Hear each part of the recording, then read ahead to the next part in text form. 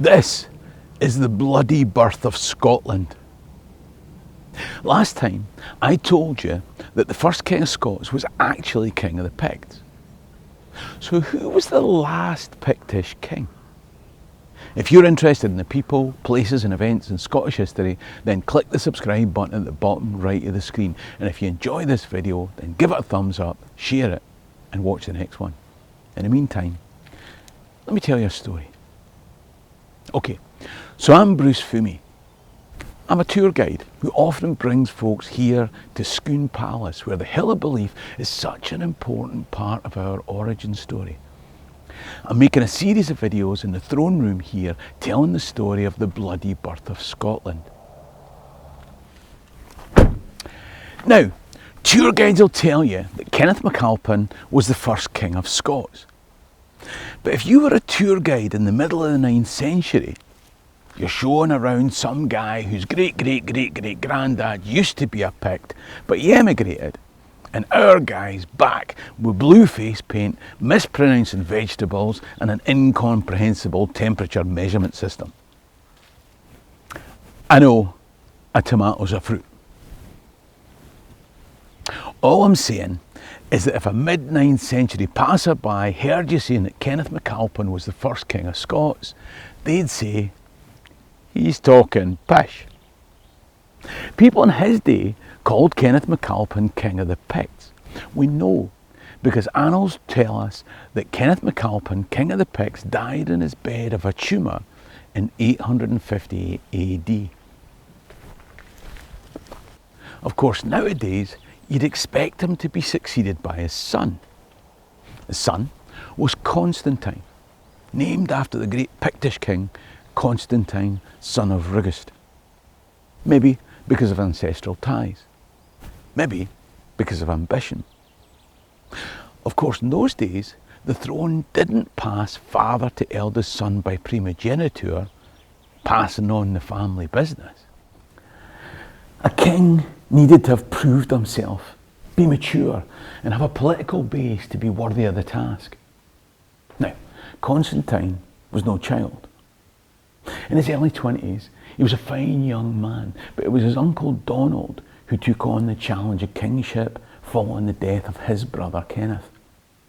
And what a challenge it was. Constantine had grown up as his father took control first of Scots Dalriada in the west and then Pictland. Both kingdoms had diminished in size under Norse invasion, but Kenneth had stemmed the losses. How would his brother do? One of the things that Constantine saw Uncle Donald do was bring people together at Fertiviat to cement the rights and relationships connecting the Picts and the Scots. The annals tell us that at this time the rights and laws of the kingdom of Aed, son of Jochid, were made by the Gaels with their king at Fertiviat.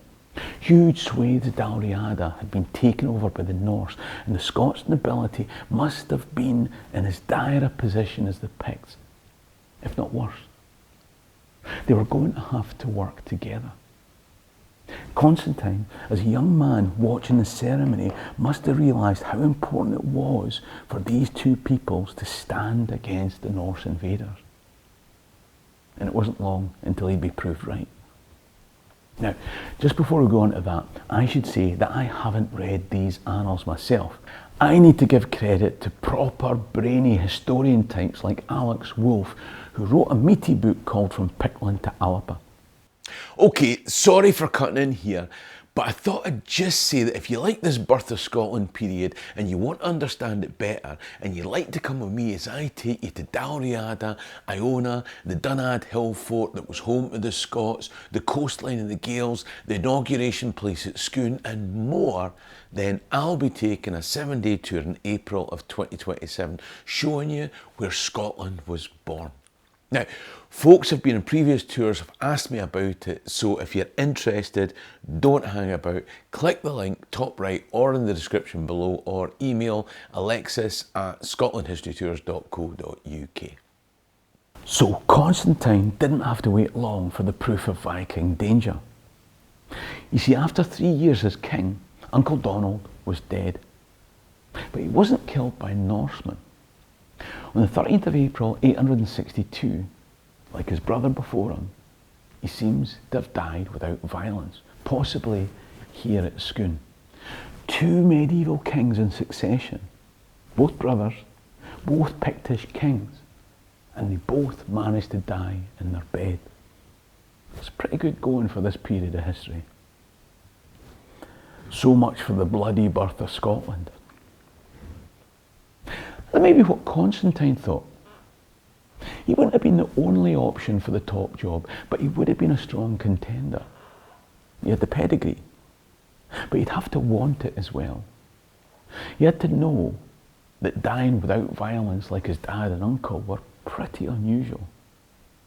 What were his chances? Did he really want to step forward? He did. He would lead his people in the face of Norse attacks. During the 3 years of Uncle Donald's reign, Constantine had grown in respect. He decided that he wanted to be king, but the people must have accepted him. Now it was down to him to take control and rebuild. Sure enough, before long the Norsemen were on our shores again. They landed in 866 AD. Now, the sources tell us that a guy called Amliab and his brother landed with the Norsemen of Ireland and Britain. That must have been a devastating force to put together. An impossible force to defend against. For a year, they ravaged Pictland. You can imagine what that was like. No one would be safe. Nothing of value was left. Death, destruction, and burning rapine across the land. Constantine must have tried to put up a defence, but fell short in the face of overwhelming and more ferocious forces. We've got pretty good evidence that by this stage Picts from the Orkneys were being assimilated by these Norsemen. The only hope was that they might roam and plunder during the summer, but wouldn't be able to range widely in winter.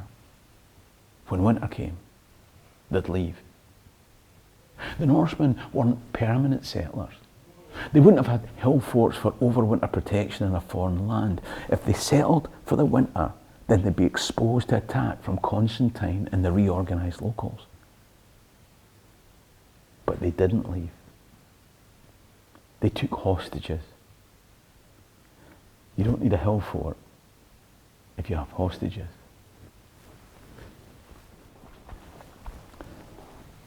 And so Constantine and his people braced for springtime. They faced another summer of plunder before the Norsemen finally left. Constantine must have wondered when they would be back. Where had they gone? And how long did he have to try to pull the resources and men together to defend the next attack? Now, as it turns out, where they had gone was Ireland. We're told that they gave Armagh the same treatment that just given Pictland. And then the following year, they recrossed the Irish Sea and besieged and destroyed the stronghold of the Britons at Alclute. Today we'd call it Dumbarton Rock. Thousands were taken into slavery when that stronghold fell. Britons, Gaels, Angles, Picts, each of the peoples of these islands would repair and rebuild only for the locusts from the sea to come again once they'd stripped some other part of the islands bare. All Constantine could do was train his men and be ready for battle, for the fire that would inevitably return to his shores. It was only a matter of time. And sure enough, 3 years after they'd left, Amliab and his Norsemen were back again. Imagine how you'd feel. You've seen this all before just 3 years earlier. It feels like life's just one cycle of working to build something up, only to see heathen arriving in boats to destroy it all. Maybe you've been practicing your skills as a warrior in between planting and harvesting and hammering and lifting. Now it's time. Constantine has called you to defend Pictland. I don't know how brutal the fighting was. What I do know is that this time Constantine killed Amliab. The relief. Finally, some respite. Could this be the end of it? It's now 70 years since the Vikings first set foot in Dalriada. Your ancestors were driven back, your father retrenched and regrouped. You're still trying to hold back the dam. It feels like it's been a never-ending cycle of unbreakable torment. Constantine must have screamed with victory and sighed with relief all at the same time. He was the saviour of his people. But he wasn't so naive as to think that the Norsemen were gone for good. He knew he'd have to fight them again, for himself, his reign, and Pictland to survive. His dad had come from Dalriada and centred his political power in Perthshire. His uncle had brought together Pict and Scot to renew laws and covenants at Vertivian. But for all his family's attempts, many on the edges of Pictland had already gone over to the Norse way of life. They knew they couldn't beat them, so they joined them. Constantine wasn't going to join them. He'd rather die a Pict. Like clockwork, 3 years later, they were back. A Norseman called Halfdene had spent winter with part of his army in Northumbria. They'd subdued the lands around the River Tyne, and now they were raiding Picts here and the Strathclyde Britons to the west. As springtime came, they must have sailed up the Forth estuary, because after they landed, Constantine and his forces met them at Dollar between here and the Forth. Both the Annals of Ulster and the Anglo-Saxon Chronicle tell us what happened. There was a great slaughter of the Picts. It's worth pointing out that both these chronicles called Constantine's forces Picts. Constantine himself managed to survive the slaughter. But if these reports are true, then his army must have been decimated. How many he had, I don't know. I do know that he fought on. But within a year, he had to face Halfdene's Norsemen again, just north of Perth, in Athol. And that's where Constantine was killed in 876 AD. It was the last time that the Anglo-Saxon Chronicle recorded an event involving the Picts. The Gaelic translation of Historia Brittonum says that there were 70 kings of the Picts, from the legendary Cathluan down to Constantine, who was the last. Now, I know tour guides watch these videos, and I'm guessing that every time a tour guide tells a group who was the first king of Scots, they say it was Kenneth MacAlpin. I've done it myself. But the records of the time tell us that from their point of view, in early medieval times, the Pictish kingdom ended after Kenneth MacAlpin, with the killing of Constantine by Halfdene's Norsemen in 876. Now, if you're a Patreon member, or somebody who's bought this series, you might remember that I said Constantine had a brother, Aed. Could he do something to revive Pictish hopes? To find out, you're going to have to watch the next video in the series. If you haven't already become a Patreon member or bought the series, then you can do that now by clicking top right or in the description below, or go to www.patreon.com/Scotland History Tours. Alternatively, the next one will come up in a few weeks from now. The link for that will come up on screen now. Until then, it'll be a video about how the Picts came to be there in the first place. If you've enjoyed this video, then hype it, share it, and watch the next one. Support the channel by clicking top right to become a Patreon member, or buy me a coffee in the description below. In the meantime, ha mé an dóchas gún bí life. Share and Rasta.